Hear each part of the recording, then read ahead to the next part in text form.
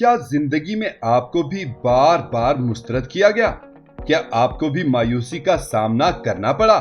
Kentucky fried chicken یعنی KFC کے بانی کرنل ہارلینڈ سینڈرز نے بھی اپنی زندگی میں ایسی ہی بہت سی مشکلات کا سامنا کیا، مگر انہوں نے اپنی ناکامیوں سے ہمت نہ ہاری اور بالآخر وہ منزل مقصود پر پہنچ گئے۔ کرنل ہارلینڈ سینڈرز کون تھے؟ انہیں بچپن ہی سے کن مصائب سے پالا پڑا اور انہوں نے KFC کو کامیاب بنانے کے لیے کیا کیا پاپڑ بیلے، یہ سب ہم آپ کو بتا رہے ہیں آج کی اس ویڈیو میں۔ PZ پرائم کی نئی دلچسپ اور معلوماتی ویڈیو میں خوش آمدید۔ ہارلینڈ ڈیوڈ سینڈرز 9 ستمبر 1890 کو انڈیانا کے چھوٹے سے گاؤں ہنری ویل میں پیدا ہوئے۔ ابھی وہ 6 سال ہی کے تھے کہ ان کے والد کا انتقال ہو گیا۔ ان کی والدہ کو بچوں کا پیٹ پالنے کے لیے گھر سے باہر کام کے لیے جانا پڑا، چنانچہ چھوٹے بہن بھائیوں کی دیکھ بھال اور کھانا پکانے کی ذمہ داری ان کے سران پڑی۔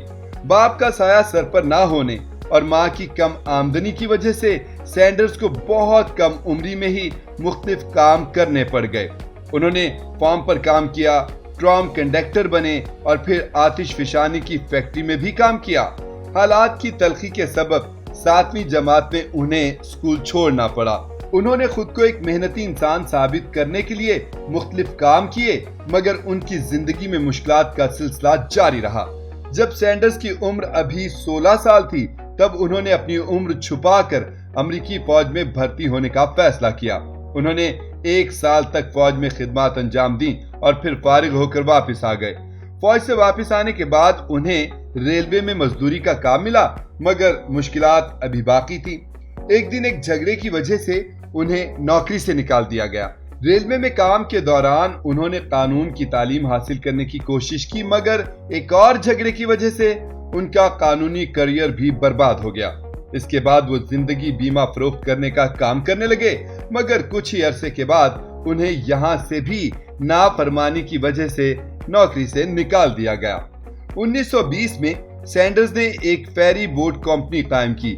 یہاں انہوں نے کامیابی حاصل کی، مگر پھر اسے بیچ کر ایک لیمپ بنانے والی کمپنی بنائی۔ بدقسمتی سے ان کا یہ کاروبار نہ چل سکا کیونکہ یہاں ایک اور کمپنی ان سے زیادہ بہتر لیمپ بنا رہی تھی۔ اس کے بعد سینڈرز نے کینٹکی کے ایک چھوٹے سے گاؤں کوربن میں ایک سروس اسٹیشن پر چکن کے پکوان بیچنے شروع کر دیے۔ ان کی چکن کی ریسپی بہت ہی لذیذ تھی، جسے وہ 11 مسالوں اور جڑی بوٹیوں کے مرکب سے تیار کرتے تھے۔ ان کے چکن کی مقبولیت بڑھتی گئی اور لوگ دور دور سے ان کا چکن کھانے آنے لگے۔ ان کا کاروبار چل نکلا تھا، مگر مشکلات نے ایک بار پھر ان کا دامن پکڑ لیا۔ ہوا یوں کہ ایک دن ان کا ایک حریف کے ساتھ جھگڑا ہو گیا۔